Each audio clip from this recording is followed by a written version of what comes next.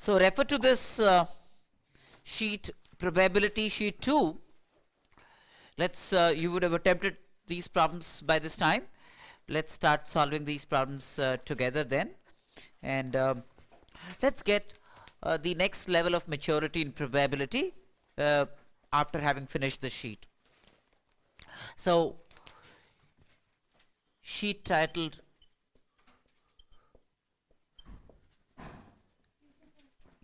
please come in. Sheet 2.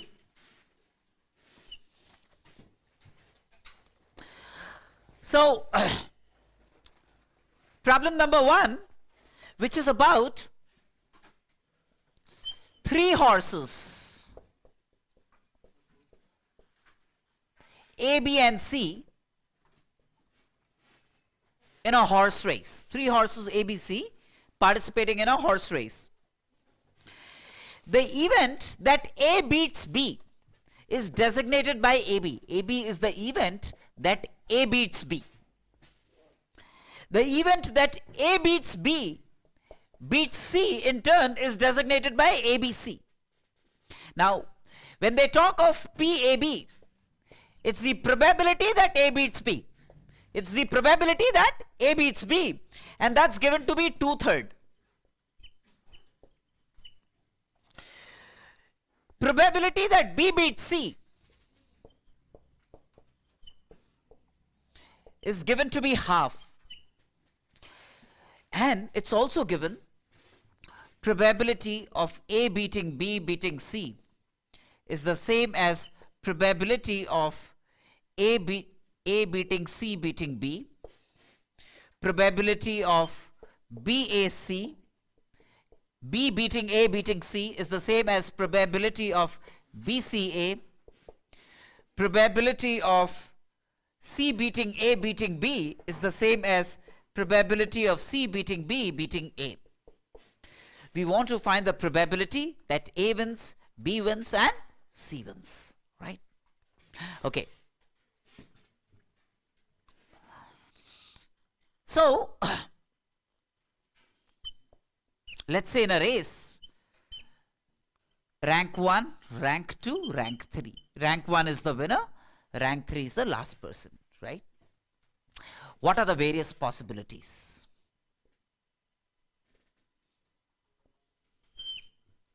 We could have A on 1, B on 2, and C on 3. Or ACB. Or BCA. Or BAC. These are the various possibilities, right? 3 factorial combinations. CBA and CAB. Right? These are the various cases for the race. These are the various cases for the race, right? Now, probability of this being the event, A beating B beating C, suppose that's P1. Then the probability of A beating C beating B will also be P1. That's given in the problem. This is PABC, which is P1. Is the same as PACB, which is also P1. This condition, right? Probability BCA and BAC, B beating A beating C, is the same as BCA. That means if this is P2, then this will also be P2, right? If this is P3, then this will also be P3.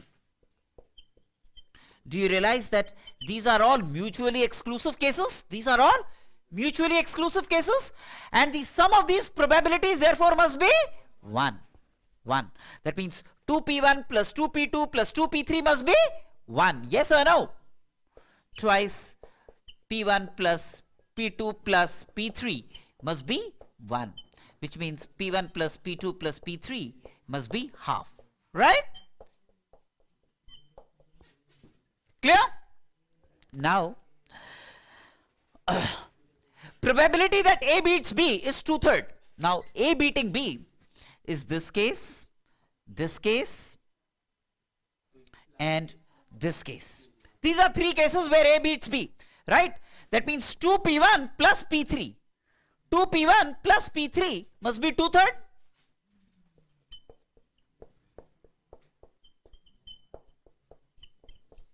That's a condition for this. This probability that A beats B is 2p1 plus p3, right? Now this case, probability that B beats C. B beats C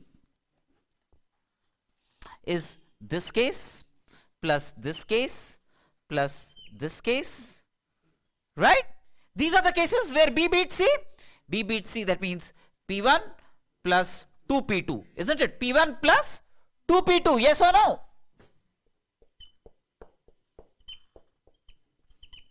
And that must be equal to half. Now, from these three equations, we can solve for P1, P2 and P3.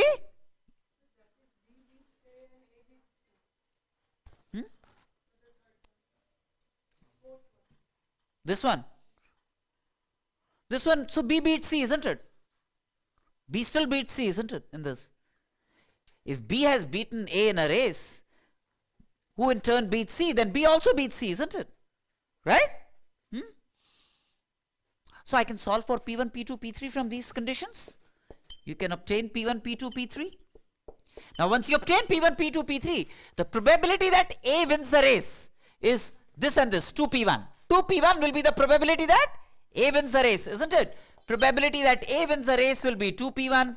Probability that B wins the race would be 2P2. Probability that C wins the race would be 2P3, and so on and so forth. B wins the race is 2P2.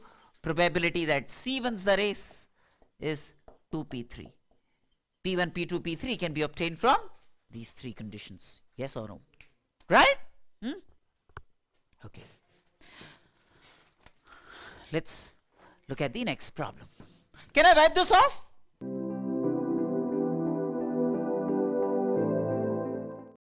Okay. Problem number 2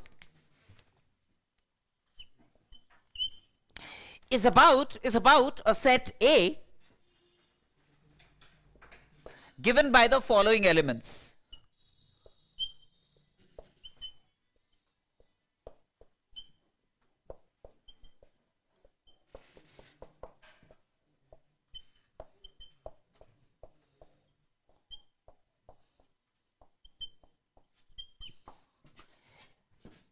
So 40 elements in all, as you can see, right?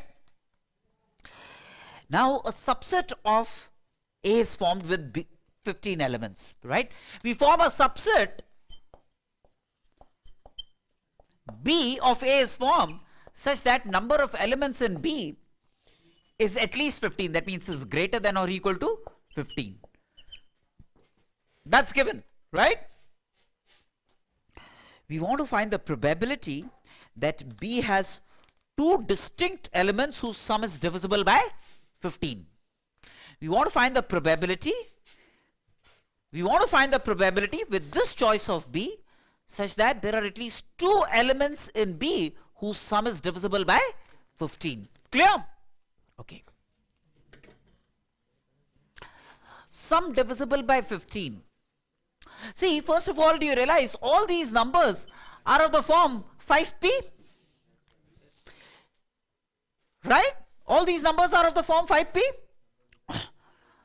Now, let me break it up into those that are multiples of 3. Because we are examining divisibility by 15, right? Break it up into sets. Let me break this set A into 3 sets in terms of multiples of 3. Because we are examining divisibility by 15. So, numbers of the form 3k, and then numbers of the form 3k plus 1, and numbers of the form 3k plus 2, right? This is a broadest classification in terms of multiples of 3 and residues, right? So, let's say I create a set in which the terms are of the kind 3k. In this, let me create, that means this set would have, this set, let me call it, say A1. This set would have all elements that are multiples of 15. Because they are anyways multiples of 5, now being multiples of 3 would guarantee that they are multiples of 15. So let me create a the set of elements that are multiples of 15 that are of the type 3k from this set. Clear? Now, obviously, the first one that you encounter is 15, then 30, then 45. Yeah, 0 also, 0, 15, 30, 45, going this way up to 195. See, this is divisible by 3, 65, right? And 39. So 14 elements in this set. As you can see, 14 elements in this set. Can you see that? There are 14 elements in the set. Yes, please come in. No, we started much earlier. Have a seat, please have a seat. That's all right.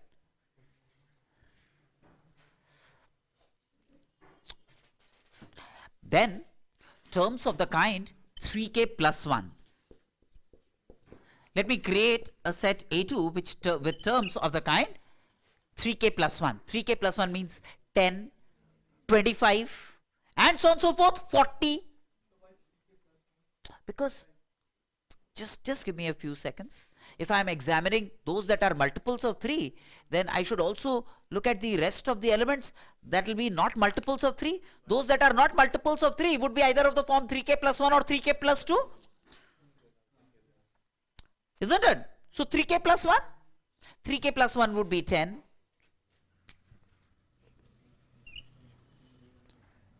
Then 25. And then 40. And the last one would be 190. This is of the form 3k plus 1. Do you realize that?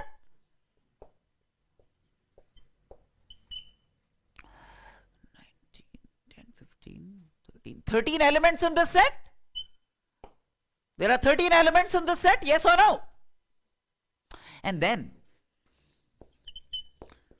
terms of the kind 3k plus 2, A3. This is 3k plus 2, isn't it?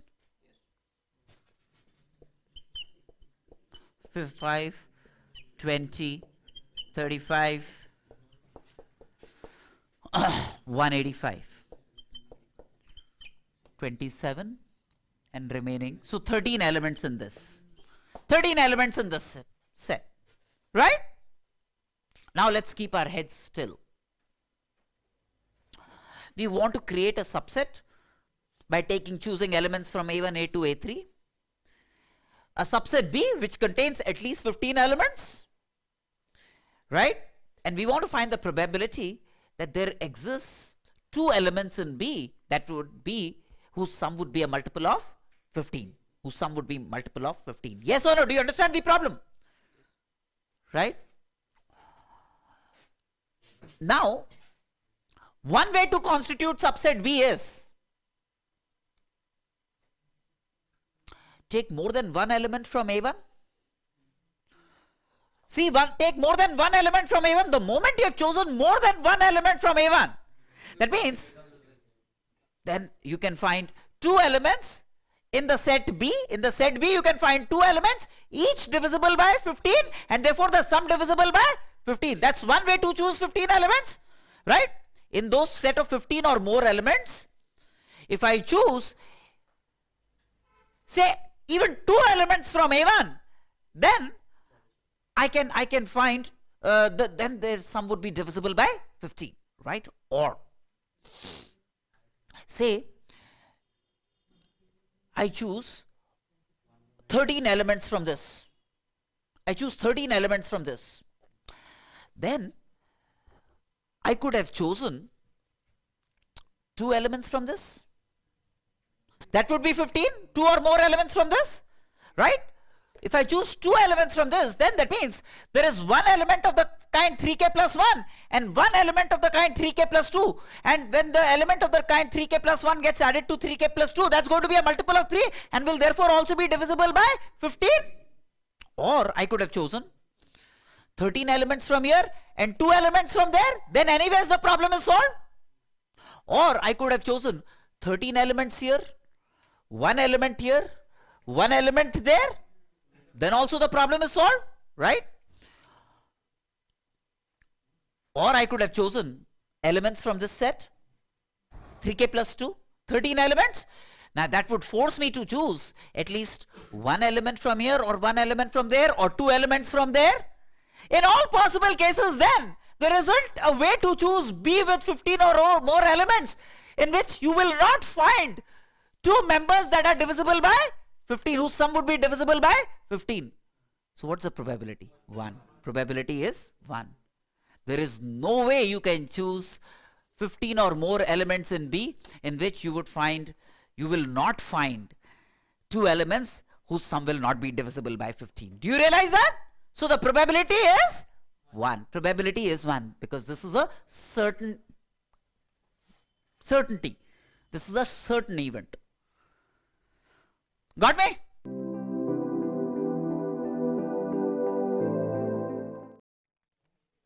Problem number 3.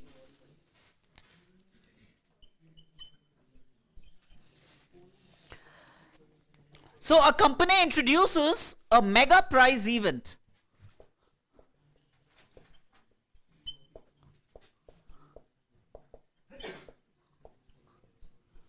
There is a mega prize event. The details of the event are given. There are 10 different coupons carrying 3 points each. Right? Say coupons of the type C1, 10 different coupons of the type C1, 10 different coupons of the type C1 carrying 3 points each. 10 different coupons of the type C1 carrying 3 points each. And 7 different coupons of the type C2. These are all 7 different coupons, right? 7 different coupons of the type C2 carrying 6 points each.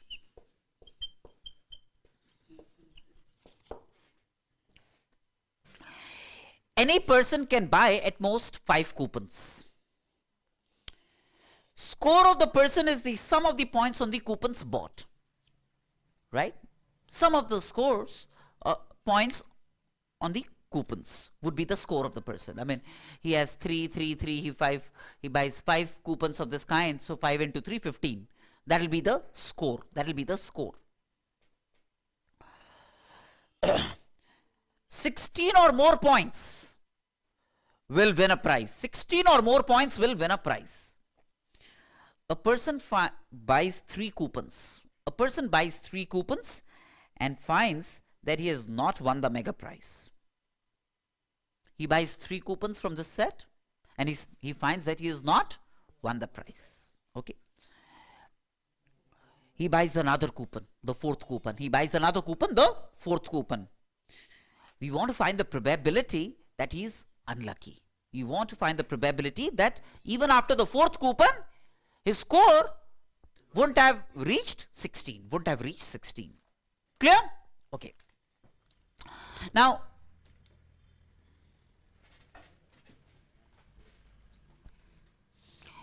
let me say A is the event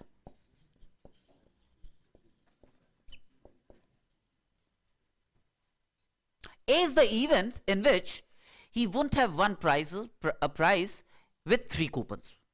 Right? Not winning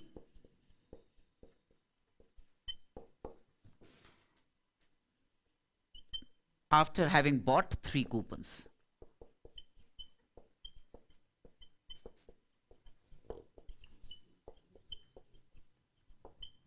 Not winning after buying 2 coupons. Let's say A is this event. Okay. Now, let me describe this event. He could have had, so this event, A, in which he has not won a prize after 3 coupons is, all 3 are 3. All 3 of the type C1 or 336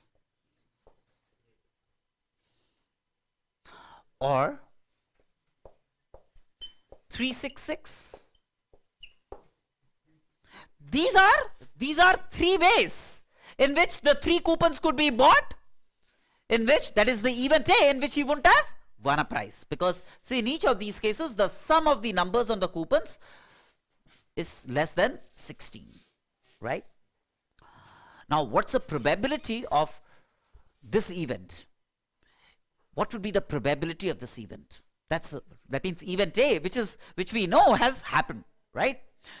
So event A is my sample space. We know for sure that this has happened. One or the other has happened. Let me figure out the probability of the event A, right?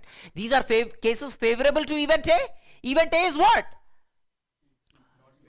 Yes, not successful in 3 attempts. Not successful in 3 attempts, that's event A.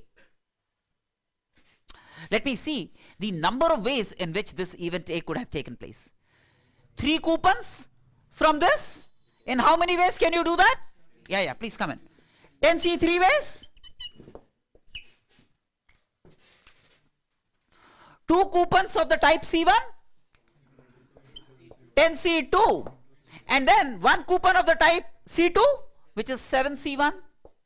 Or 1 coupon of the type C1, which is 10C1. And 2 coupons of the type C2, which is 7C2. These are the favorable cases. These are the favorable cases for A, event A, in which he would have bought 3 coupons, 3 attempts, 3 coupons. But the total number of ways in which he could have bought 3 coupons is how many? 17C3. The total number of ways in which 3 coupons could be bought is 17C3, out of which these are favorable, right? So the probability of the event A is the favorable cases towards event A divided by the total number of ways in which 3 coupons could be bought. Out of 17 coupons, you want to buy 3, of which these are cases favorable towards the event A, in which he's not been lucky in the first 3 attempts. Got me? Now, let's say B is the event in which he's not successful after the 4th coupon. He's not successful after the 4th coupon. That's B. B is the event.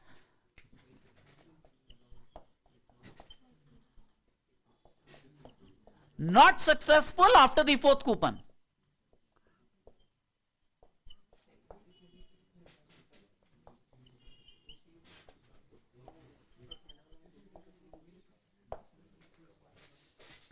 Now A and B. Let me look at A and B. That means failed after the 3rd coupon and also failed after the 4th coupon. That is A and B, isn't it? So A intersection B would be the following cases. Not succeeding after the first 3, not succeeding after 4th, right? Which is 3, 3, 3 and 6. 3, 3, 3 and 6. 3, 3, 3, 3.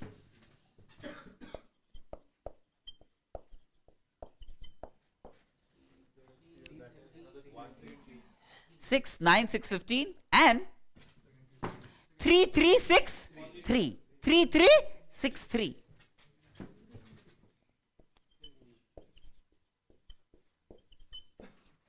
See, in each of these cases, 9, 6, 15, 12, 9, 6, 15. Right? He's not successful in these cases. He's not successful in these cases. So now, probability of A intersection B. That means not successful in 4 attempts. Not successful in 4 attempts. These are the cases, yes or no? These are the cases in which he's not successful in 4 attempts.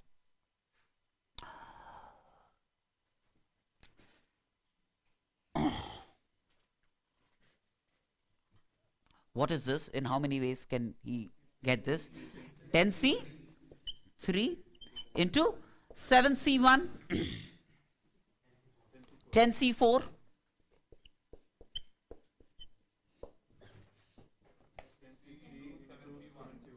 10C3 into 7C1.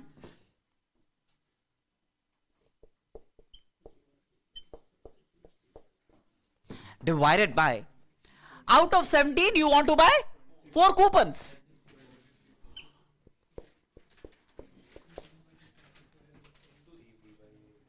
This is probability of A and B. This is probability of A and B taking place.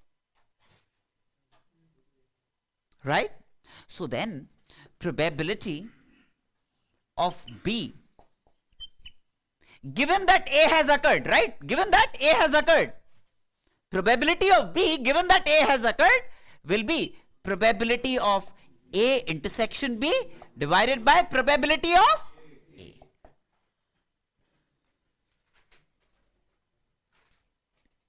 Yes or no? Right?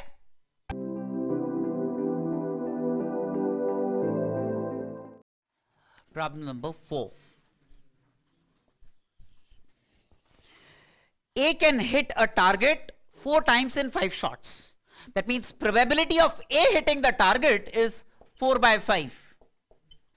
Probability B thrice in 4 shots. Probability that B hits the target is 3 out of 4. Probability that C hits the target is 2 by 3. Right? They fire a volley. 2 shots hit the target. They fire a volley and 2 shots hit the target. That means 1 misses. 1 misses. We want to find the probability that it is C who has missed the target. Right? We want to find the probability that it is C who has missed the target. Clear? Okay. Now, probability that it is A who missed. Probability that it's A who's missed is like 1 by 5 into 3 by 4 into 2 by 3. Let me call it P1. Probability that A has missed.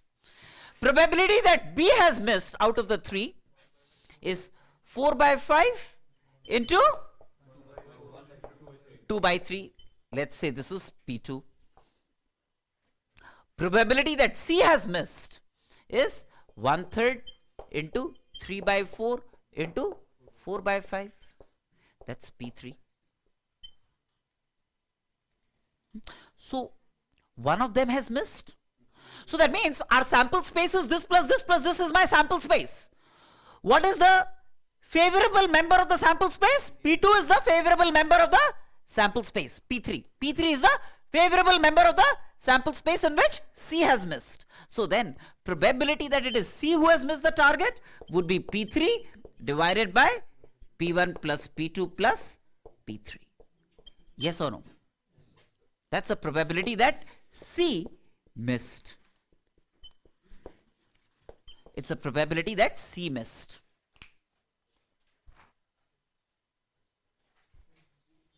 Got me?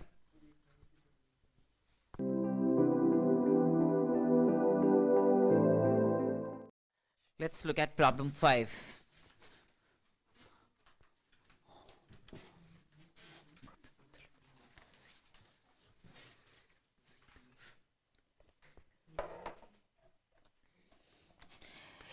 Consider the Cartesian plane and let X denote the subset of points for which both coordinates are integers. These are lattice points. These points are called lattice points. A point X comma Y is a lattice point if X and Y are both integers. A coin of diameter half, that means radius 1/4, is tossed onto the plane. A coin of diameter half, that is radius 1/4, is tossed onto the plane. We want to find the probability that the coin covers a point of X. That means the point falls in a region which includes a lattice point. Okay. Now in the plane,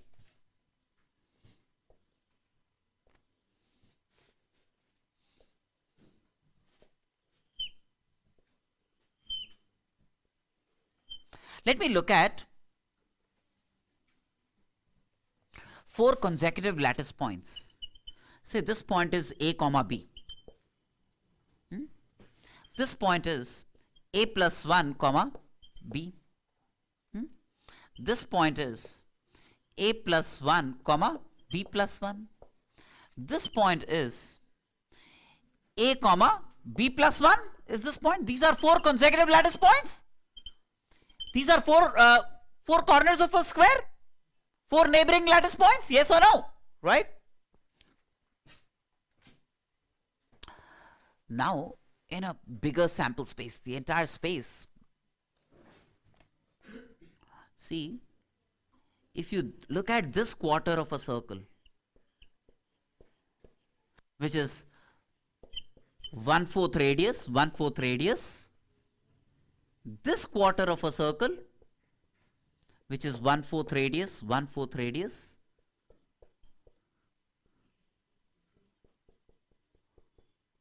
one-fourth radius, 1/4 radius,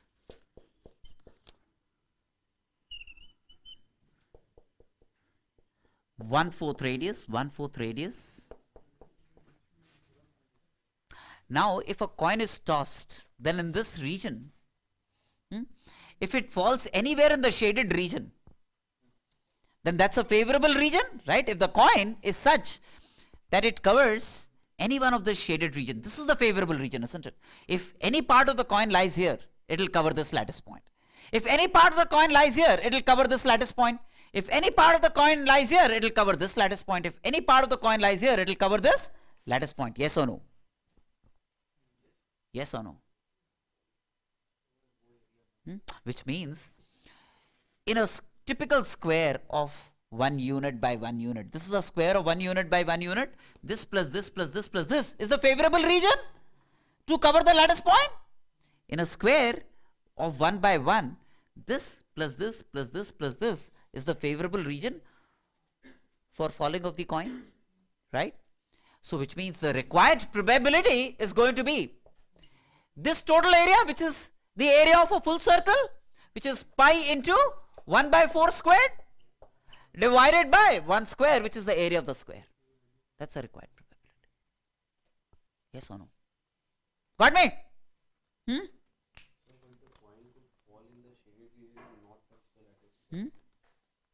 No.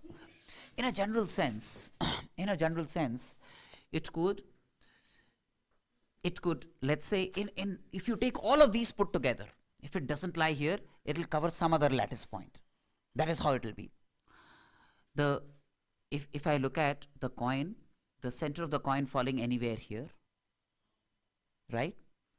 Or center of the coin falling anywhere here, then it will cover this region. Yes or no? So if you cover all the squares, then it will cover these regions. So look at all squares put together, then on an aggregate, this could be said. On an aggregate, this could be said. Large number of these squares, right? Okay. Number 6.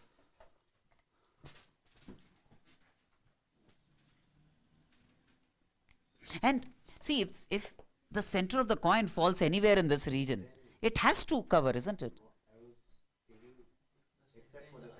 No. If the center falls anywhere here, so it's about where the center is falling, isn't it? So if the center falls anywhere in this region, then it will cover the lattice point. But if the center falls anywhere in the unshaded region, it will not cover the lattice points, isn't it? So this is the favorable region, this is the unfavorable region, this is the total region. Yes or no? So it's about the center falling in the shaded region. Center is just a point, right?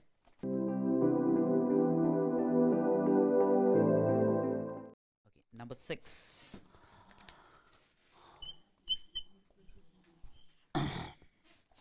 Imagine a person walking along the real number line. This is the real number line. In units of 1, starting at the origin, this is the origin, he walks in units of 1. 1 unit back or forth. The person moves 1 step of 1 unit length at a time, left or right, determined by the flip of a coin. That means the probability of moving 1 unit right or 1 unit left would be half, no matter where he is standing, right? Now imagine that the two absorbing barriers are set at x equal to minus a and x equal to b, where a and b are natural numbers. These are two absorbing barriers. That means if the person reaches minus a, he gets absorbed here, he doesn't walk any further. Or if he reaches b, he gets absorbed at b and doesn't walk any further. and the journey ends. We want to find the probability of the walker exiting at minus A. We want to find the probability of the walker exiting at minus A. Okay. First of all, without doing any calculations, I'll give you a formal approach after this, but let me give you a very informal laymanish approach to the whole thing.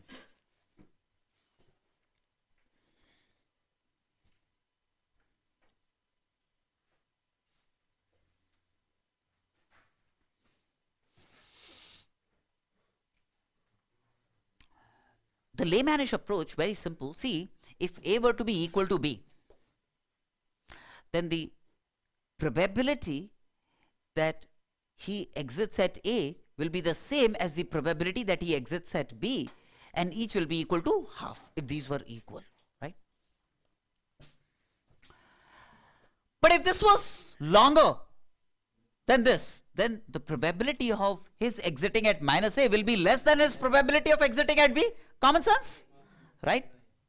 So suppose this is points A and B. Probability of exiting at A to probability of exiting at B will be inversely proportional to their distances from O. Will be inversely proportional to their distances from O. Yes or no? So will be like B by A. Yes or no?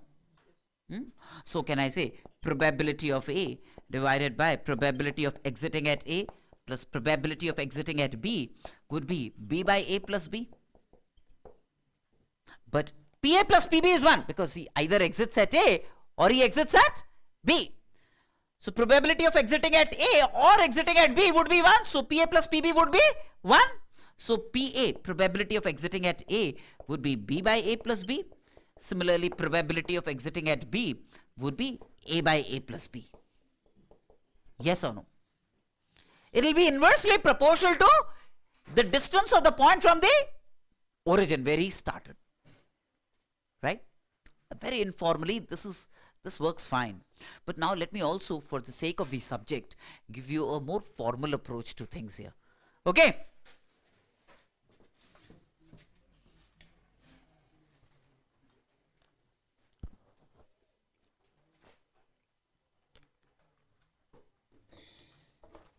Can I wipe this off? Now, putting you through some maze of notations.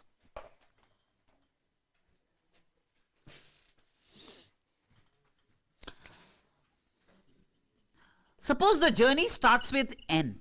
Journey starts at a point N. Suppose the journey starts at a point N. N is a natural number. Let's say Rn designate the probability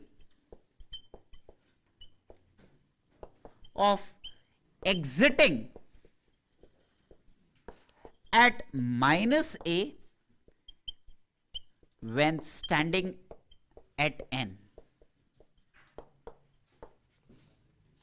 Rn is the probability of exiting at minus A when standing at N. Say for example, what would then R minus A be? 1.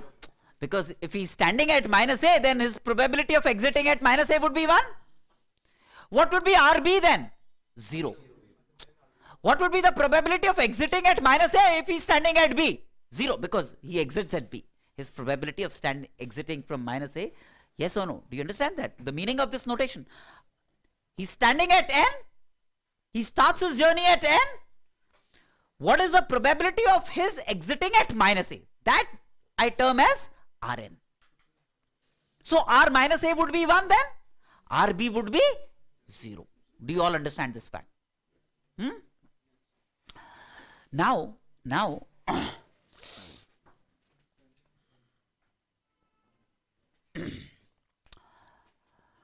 if he's standing at N, then he flips a coin and he could go to N plus 1 or he could go to N minus 1. If he goes to That means standing at n, he could have gone to n plus 1, he could have gone to n minus 1. Right? So standing at n, half is his probability of going to n plus 1, half is his probability of going to n minus 1. Right? Now can I say Rn then would be half of Rn minus 1 plus half of Rn plus 1. Can I say this? So probability of exiting, given that he is standing at n, the probability of his exiting at minus a would be, he goes to n minus 1 with a probability half, and then probability of exiting at minus a, given that he is standing at n minus 1, or reaching the point n plus 1 whose probability is half, and then he reached a point n plus 1, then his probability of exiting at minus a, given that he is standing at n plus 1, would be r n plus 1. Yes or no? Yes. I'll repeat now. Okay. Rn is what? Suppose at a certain instant he is standing at n. Rn designates his probability of exiting at minus a, given that he is standing at n. If he is standing at n minus 1, what is his probability of exiting at minus a? Rn minus 1. If he is standing at n plus 1, what is his probability of exiting at Rn plus 1? Right? Now, Rn, probability of exiting at minus a, could have taken place in one of the following ways. He could have from n gone to n plus 1 with a probability half, and then from n plus 1 the probability of exiting at minus a would be Rn plus 1, or he could have gone to n minus 1 with probability half. Now from that point onwards, the probability of exiting at minus a, given that he is standing at n minus 1, would be designated as Rn minus 1. Yes or no? Do you all understand this? Now, do you realize then that Rn then is an arithmetic progression? Rn is a sequence. See, average of the two neighboring terms. So Rn is an arithmetic progression. Yes or no? Can I say this? Rn is an arithmetic progression. Can this be said? Huh? That means Rn must be of the form. Rn must be of the form, say alpha n plus beta, isn't it? Isn't it? Rn must be of the form alpha n plus beta. It's a arithmetic progression in n. It's an arithmetic progression in n. I need to find the value of alpha and beta. These are the two unknowns. Then I would know Rn. How about it? Do you all? Now, R of minus a is plus 1. So 1 is put minus alpha a plus beta. That's this condition. And R b is 0. If he's standing at n, then his probability of Rn designates his probability of exiting at minus a, right? So then his probability of exiting standing at b, his probability of exiting at minus a will be 0. Yes or no? So Rb would be 0. So put alpha equal to n equal to b. So alpha b plus beta. Yes or no? This gives me alpha equal to minus 1 by a plus b. When I subtract, beta would be minus alpha b. So b by a plus b. So Rn, plugging in the value of alpha and beta, Rn then would be alpha n. So that's b minus n divided by a plus b. Plugging in the value of alpha and beta. Yes or no? B minus n by alpha plus a plus b is Rn. What is it that we need? We need R0. Standing at n equal to 0, his probability of exiting at minus a is what we need. So n equal to 0. N equal to 0 means this turns out to be b by a plus b, which is what we got earlier, right? Isn't it? This is just a formal approach, but you know, the earlier one was more intuitive and works well for us. This is just a formal approach to the problem. Got me?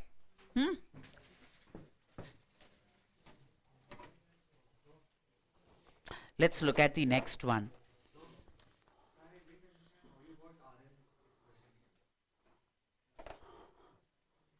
This alpha n plus beta.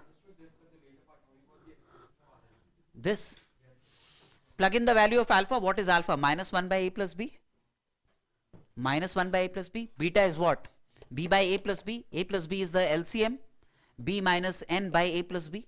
Plugging in the values of alpha and beta in this, which we solved using these two equations. As you can witness here, I got Rn, right?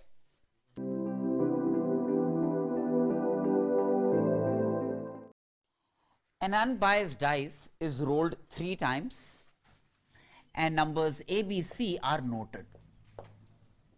There is a dice which is rolled 3 times and the numbers A, B, C are noted. We want to find the probability, that the following happens. Limit x tends to infinity, a to power 1 by x plus b to power 1 by x, c to power 1 by x by 3 whole to power 3x is 30. We want to find the probability that this happens. All right.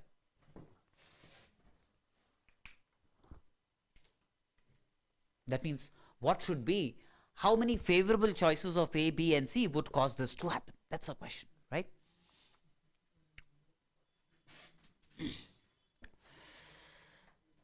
Now, realize that this is the arithmetic mean of these. And as x tends to infinity, these quantities are becoming equal and the arithmetic mean will then become equal to the geometric mean. Yes or no? Because as x tends to infinity, this becomes equal to this, becomes equal to this. So the arithmetic mean will get reduced to the geometric mean, right? Geometric mean of these numbers is what? That means limit x tends to infinity a, b, c to power 1 by x whole to power 1/3, that's a geometric mean. And this whole to power 3x, this whole to power 3x, that must be 30. Yes or no? Right?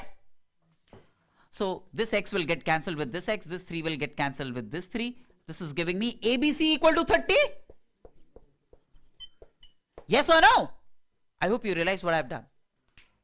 This is the cube root of the product, that's a geometric mean.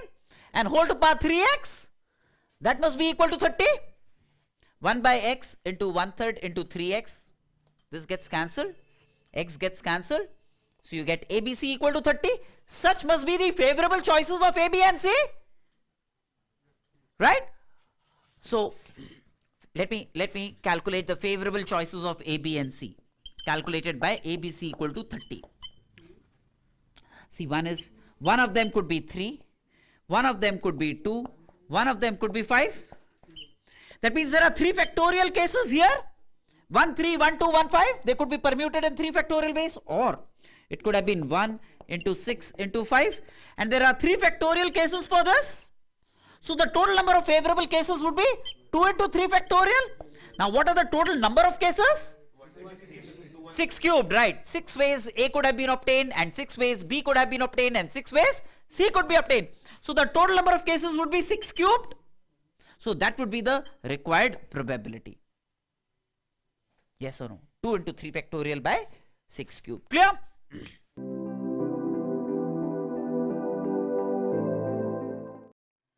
Two hunters see a fox and shoot at it simultaneously. Poor fox.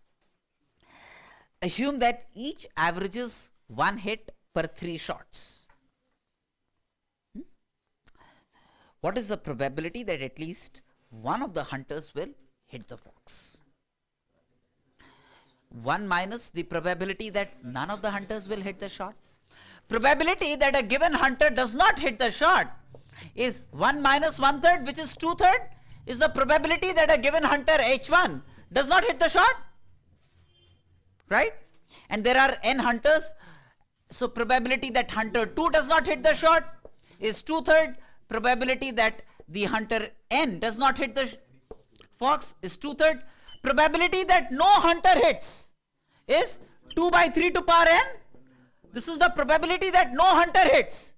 That means 1 minus this must be the probability that at least one hunter hits. Yes or no? Right?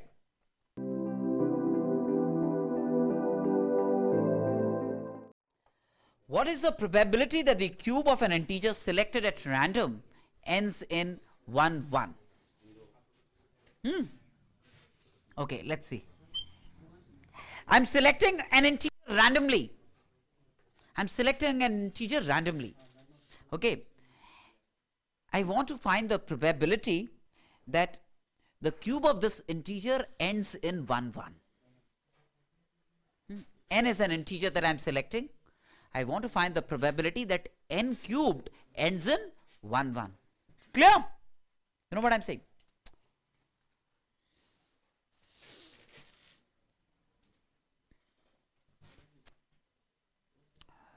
See, if n is an integer, then look at units and tens place. Okay, so if n cubed ends in 1, then unit should be 1 only. Unit should be 1 only, right? Say tens is b. N cubed is determined by the cube of b1. Why? Because look at this hundreds place, say C1, thousands place, C2. Now, look at this. Let me look at the hundreds place, for example. This is what? 100 C1 plus 10 B1 plus 1. This part, just this last 3 part. Now, if I cube this,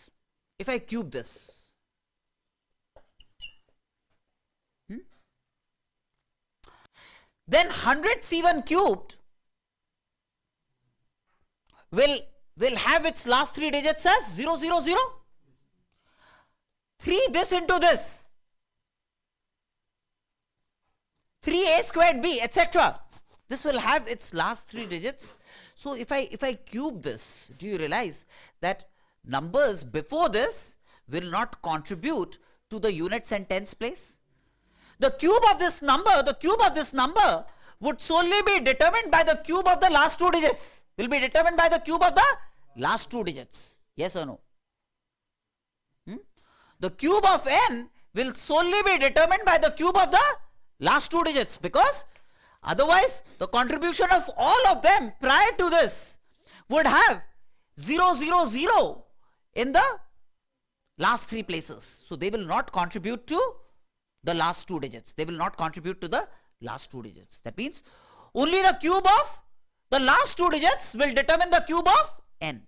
The cube of n will only be determined by the cube of the last 2 digits. That means b1. If I cube this, b1 is what? 10b plus 1. I want this to end in 1. 1, 1. I want this to end in 1, 1. Right? Now, do you realize that this is a cubed, b cubed,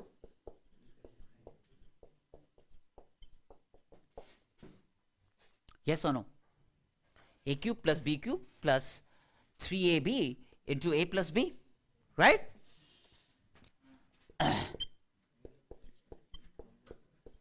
Cube plus 300b squared plus 30b plus 1 .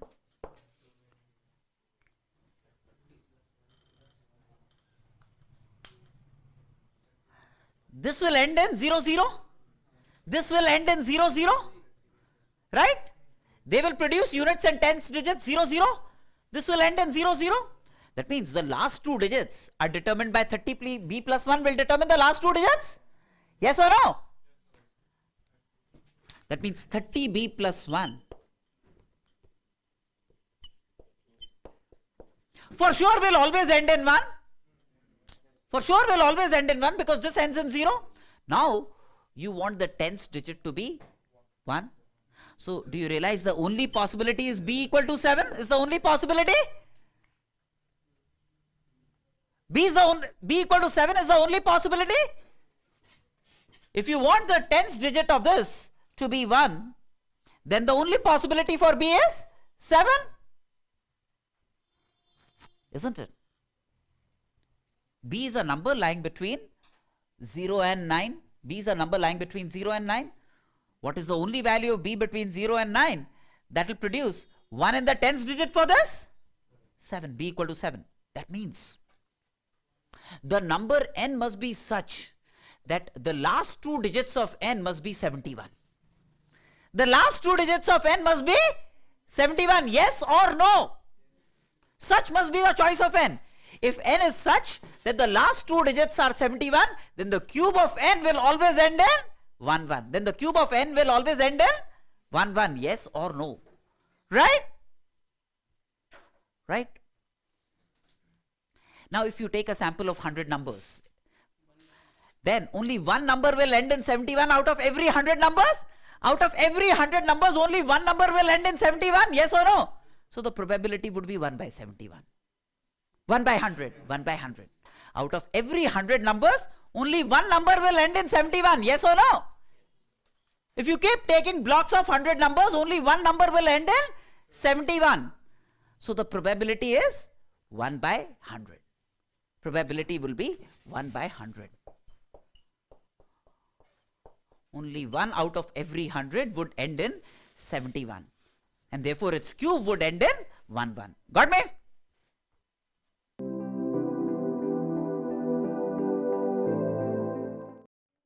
Okay, number 10.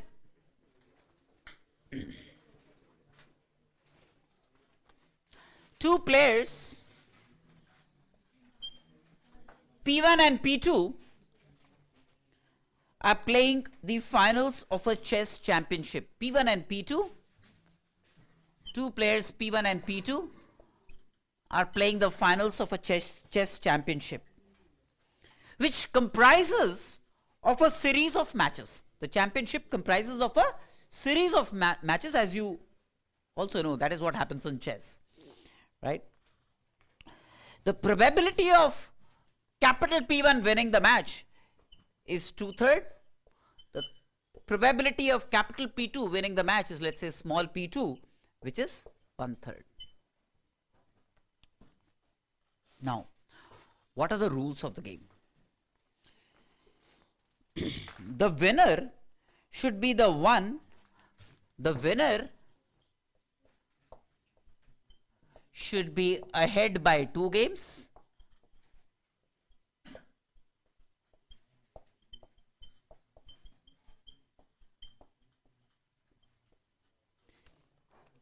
And should have won at least 6 games.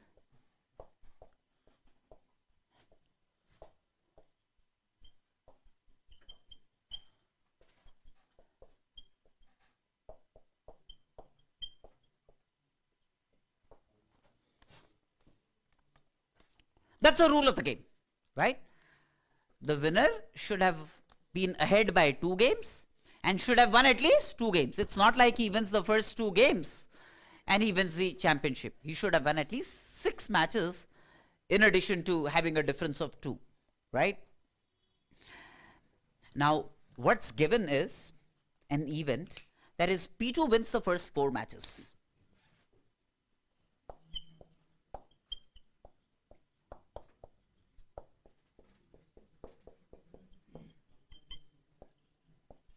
P2 wins the first 4 matches. We want to find the probability that P1 still wins the championship. Given that the first 4 matches are won by P2, we want to find the probability that P1 still wins the championship. Yes or no? Okay. What are the various ways, let's say, in which P1 could have won the championship? For P1 to win the championship, wins the next 6 games.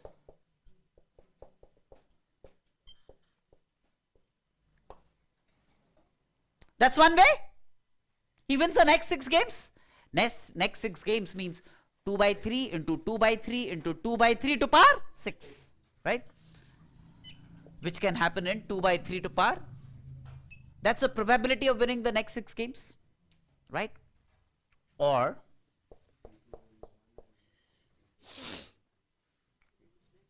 in the next 6 matches,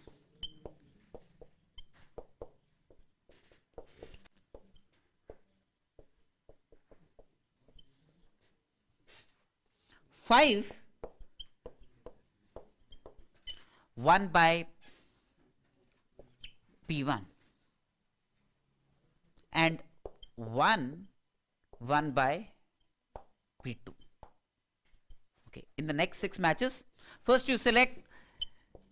So there will be a draw after this. If this happens, there is going to be a draw after 10 matches, right? Let's see what after that. Let's see what after that.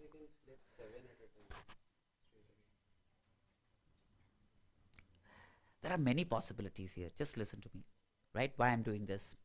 So we select 6 matches in which 5 1 by P1, 1 by P2. So the 5 1 by C1 we can select in 65 ways, and 2 by 3 to power 5 for P1 and 1 by 3 to power 1 for P2, right? Now, right? So after 10 matches, there is a tie. Okay. There could be a tie after 2 matches also. After 2 matches after this, there could still be a tie.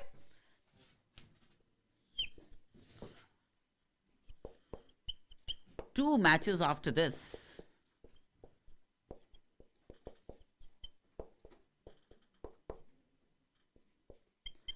There could still be a tie.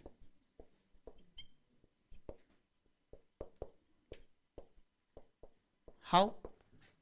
The first 1 by 2 P2 P1. First 1 by P1 and lost by P2. Right? The second 1/3 and 2/3. Yes or no? That means the probability after this event, the probability there is still a tie after 2 matches is going to be 4 by 9. Yes or no? Right? So then, tie for the next 2 matches. So this would be a case where 12 games have been played. There was a tie up to the 10th. And in the next 2 matches, there is still a tie. Now, the tie continues for 2n matches.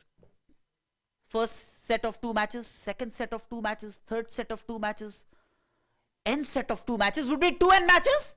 The probability that there is a tie after 2n matches from this point onwards, is going to be this. Probability that there is a tie after 2n matches will be this. Yes or no? And then there is a tie that pursues for 2n matches, and after that 2 matches are 1 by P2. That means 2 matches 1 by P2 means 2 by 3 squared. Now this covers all cases because n could be 0, 1, 2, 3 up to infinity. Yes or no? You know what I'm saying? See, you understand this. I'll go over this one more time. Please listen to me. One way that P1 could have won is after 4 matches he wins the next 6 matches. Or that means plus. Next 6 matches, 5 are 1 by P1 and 1 by P2, which happens in these many ways. Select 5 for P1, right? 6 E5, and P1 once in 2 by 3, 2 by 3, 2 by 3, 5 times, and P2 once, 1/3 once, right?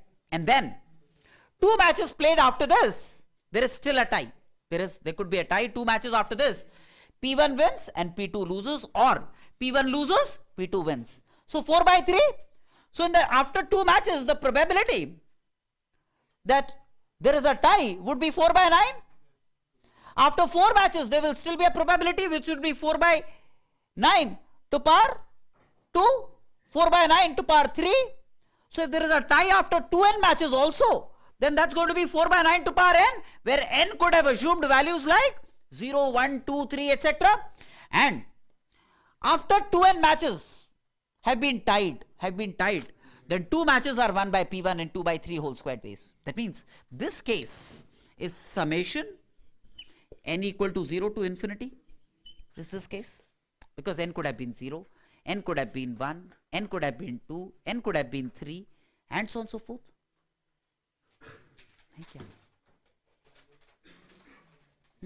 Which means now the required probability that P1 wins is 2 by 3 to power 6 plus this. All these are constants, and this is some constant C into 4 by 9 to power n.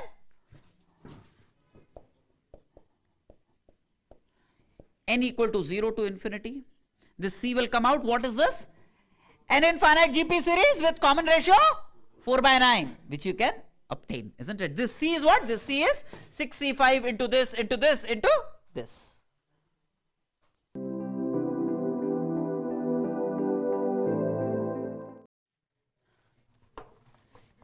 A, B, C in order, toss a coin.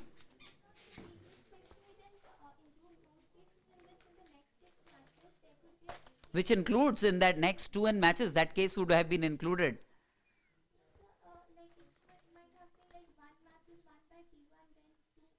But that includes 6C5 when I select 5 out of those 6. It could have been any 5. Which is the same thing, isn't it? You look at winning from a position of tie onwards, you look at winning, isn't it? A difference of 2. You have to create a difference of 2. From the point of tie, you create a difference of 2, isn't it? So we have several points of ties. N equal to 0 is one point of tie. N equal to 1 is another point of tie. So from the point of tie, you have to create a difference of 2. That was my model, right? Okay, 11.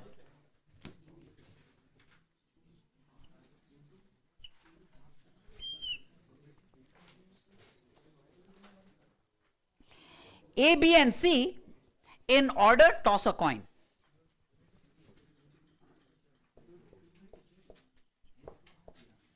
In order, toss a coin.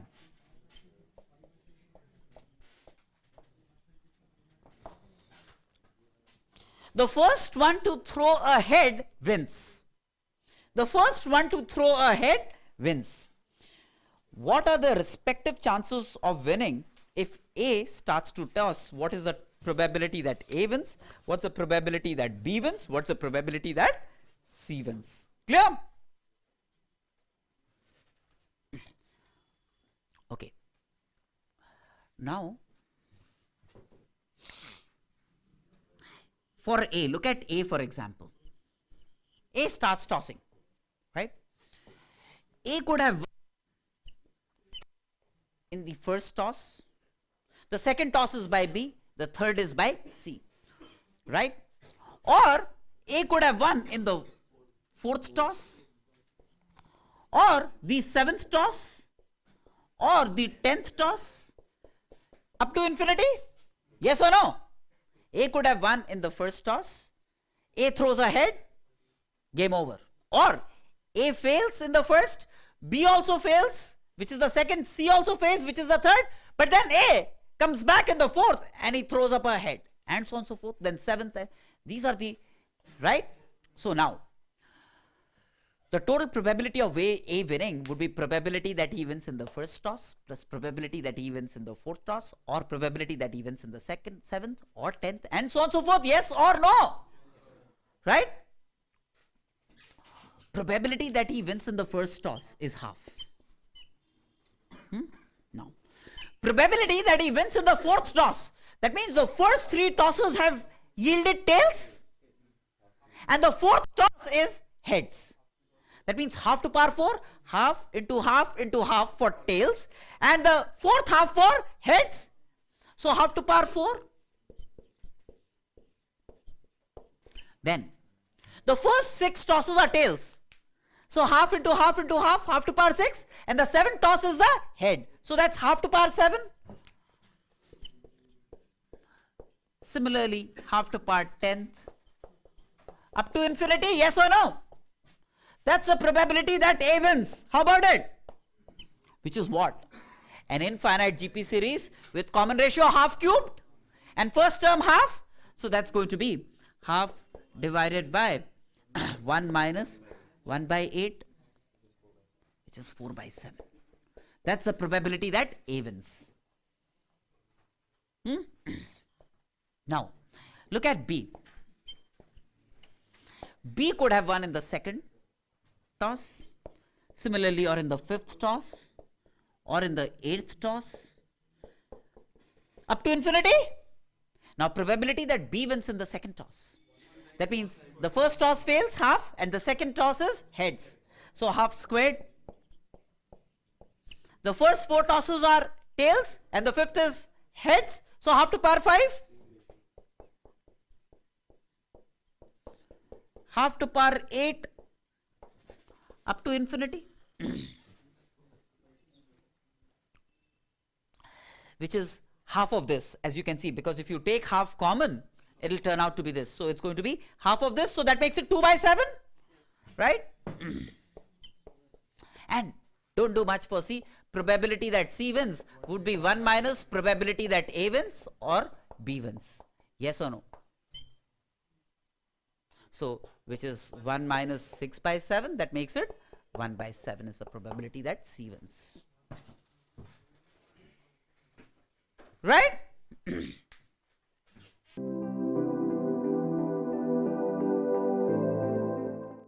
There are n students in a class.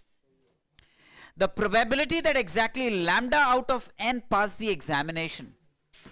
The probability that exactly lambda out of n pass the examination is proportional to lambda squared. So, must be some k times lambda squared. Right? Where lambda assumes values from 0 to n. We want to find the probability that a student selected at random has passed the examination. Right? So, first of all, what are the various possibilities? Probability that 1 passes, or probability that 2 pass, probability that 3 pass, or probability that n pass. These are these exclusive possibilities, and this must be 1.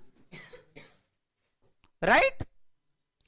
So, this must be k into 1 squared plus 2 squared plus 3 squared plus n squared.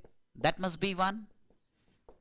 So, k then turns out to be 1 by n into n plus 1 into 2n plus 1 by 6. Right?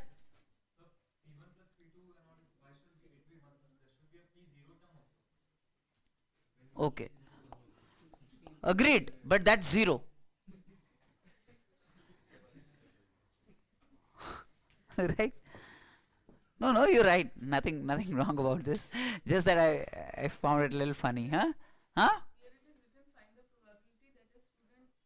Yeah, I have not solved the problem yet. I have only found the constant of proportionality. Huh? Right now? No, that's perfectly all right. In this case, the probability that not a single student passes is 0.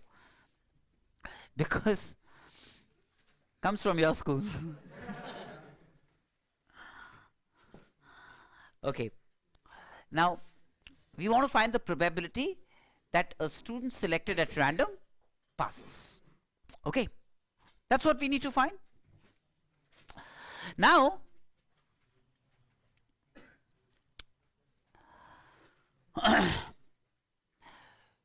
probability that 1 passes is P1, and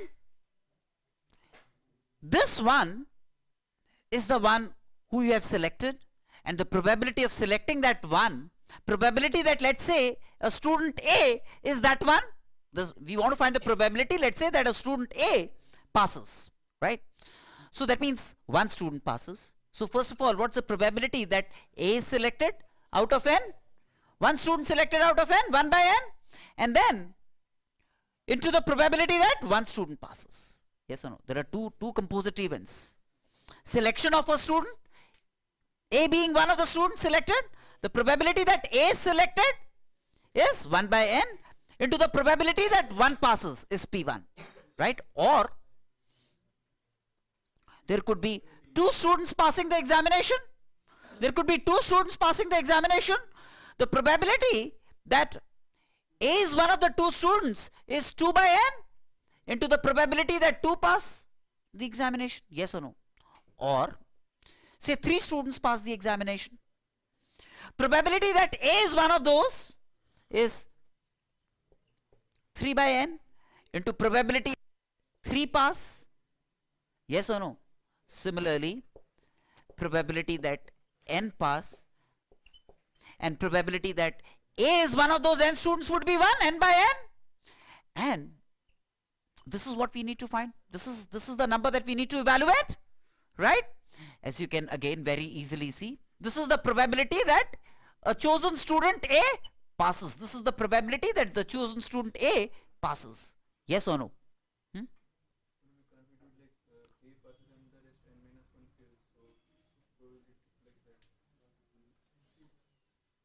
Could do that. You could use, then you will have to use principle of inclusion exclusion. 1 more, 2 more, etc. So then what does this turn out to be? This turns out to be 1 by n, and then P1, P2, P3, all of them have a k, so that's k by n, and then 1 will give me 1 squared, so 1 cube plus 2 cube plus n cubed is what you will get. Pn is lambda k times n squared, right? So which is by n into n plus 1 by 2 whole square. K you can plug in. That's the probability that A passes, a chosen student A passes, right? Bless you. What's the next part of the problem?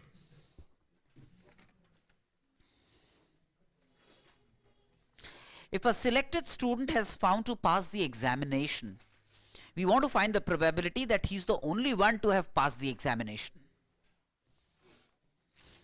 Hey, so what would that be? That would be, say, this, the required probability would be P1 into 1 by n divided by, this is the sample space, PA. Yes or no? That would be the required probability, isn't it? Probability that a chosen student selected is the only one to have passed would be this, and this is the total sample space, 1 or more students, right? So P1 into 1 by n divided by this expression PA, that would be the required probability, right? And you can plug in, k will get cancelled, etc., and you can obtain this, right? Let's look at the next problem.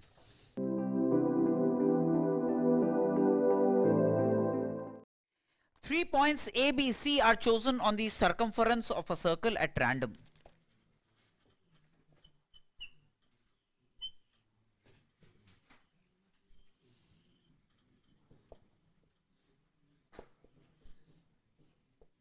Three points A, B, C are chosen on the circumference of a circle at random. What is the probability that triangle ABC is acute angled? We want to find the probability that triangle ABC is acute angled.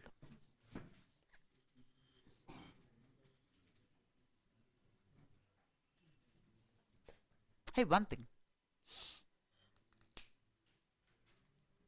Do you realize that each of these arcs must be less than a semicircle? Fundamentally, each of these arcs must be less than a semicircle, right? Now, suppose this arc length AB. This arc length AB is x units. This arc length BC is y units. And suppose L is the circumference of the circle.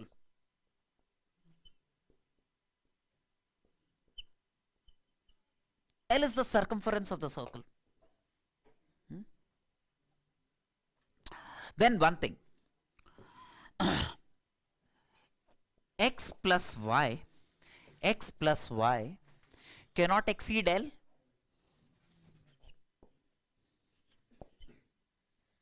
Greater than 0 but must be less than L. This is my sample space. This is my sample space. So let me plot the sample space. This is L0. This is 0L. This line is x plus y equal to L. X and y, of course, are both greater than 0. X and y are both greater than 0.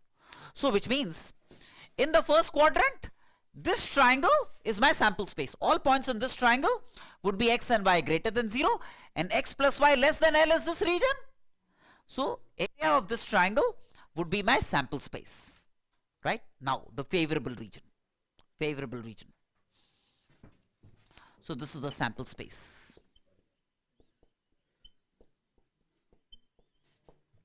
The favorable region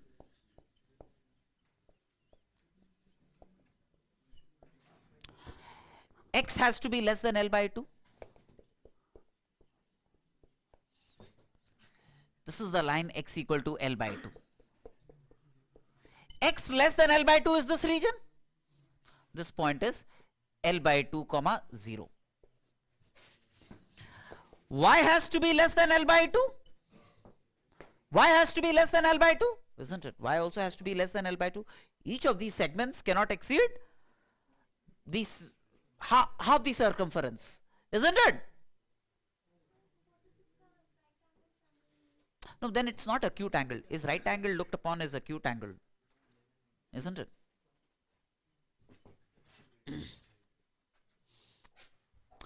Y less than L by 2 means this is the line y equal to L by 2.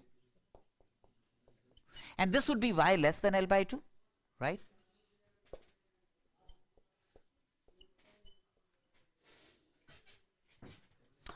Also, x plus y has to be greater than L by 2. Absolutely. Well said. X plus y has to be greater than L by 2.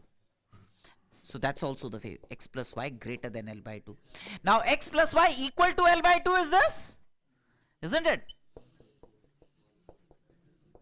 And greater than L by 2 would be this. So now the required favorable region x less than L by 2, y less than L by 2, x less than L by 2, y less than L by 2, and x plus y greater than L by 2. This is my favorable region and this is my sample space. From symmetry, area of this triangle is 1/4 the area of the bigger triangle. So what's the required probability? 1/4. 1/4 is the required probability. Got me?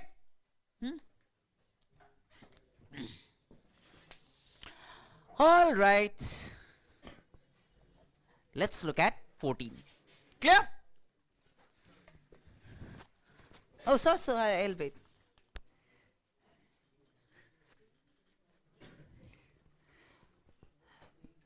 You know,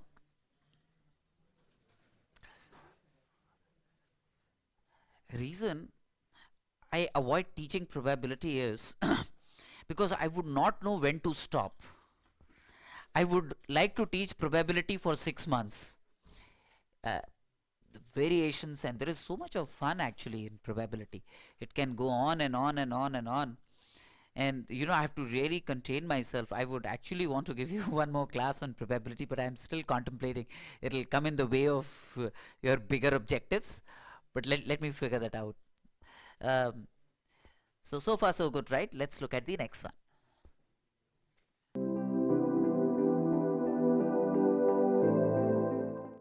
N greater than 7.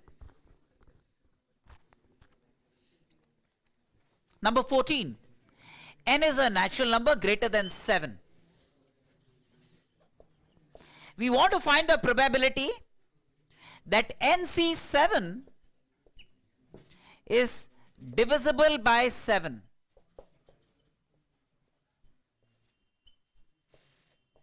We want to find the probability that NC7 be divisible by 7. All right.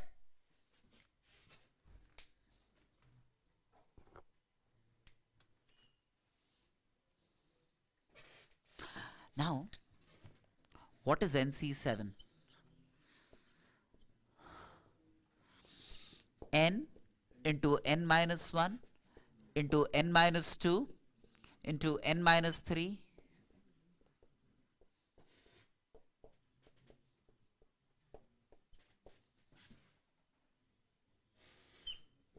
7 factorial.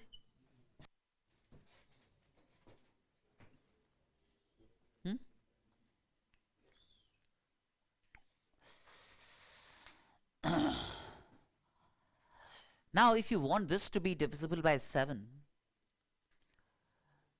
the numerator should be divisible by 49. Why? Because see, in this 7 factorial, there is already a 7, right? That means the numerator is already divisible by 7. Now you want it to be further divisible by 7. That means the numerator should be divisible by 49. Yes or no? Yes or no? Numerator divisible by 49. So we want to find the probability that n into n minus 1 into n minus 2 into n minus 3 into n minus 4 into n minus 5 into n minus 6 be divisible by 49.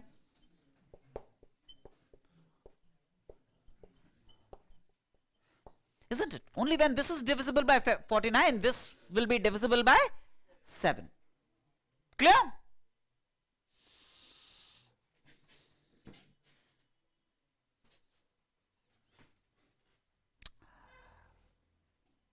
Now, for this to be divisible by 49, exactly one of them can be divisible. These are 7 consecutive integers. Yes or no? Only one can be divisible by 49. If you take 7 consecutive integers, only one can be divisible by 49. Yes or no? Right? Do you realize that? If you take 7 consecutive integers, only one can be divisible by 49. Right? Now, notice that favorable possibilities for this to be divisible by 49. N could be divisible by 49.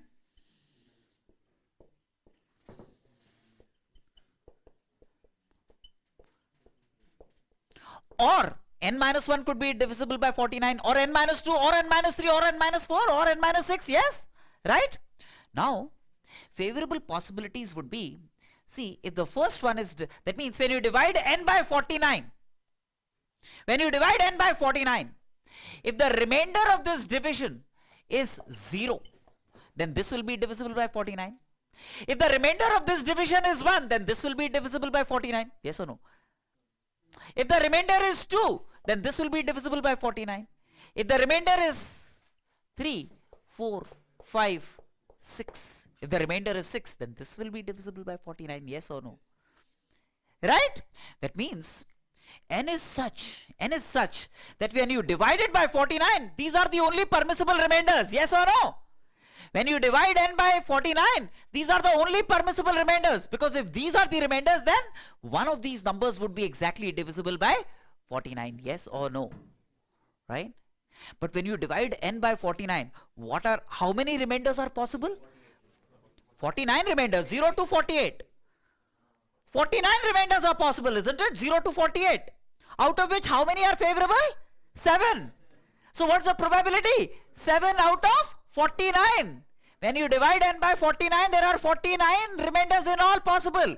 Out of which how many are favorable? These are favorable. 7 are favorable. So the required probability is 7 favorable remainders divided by in all 49 remainders. That makes it 1 by 7. Yes or no? Got me?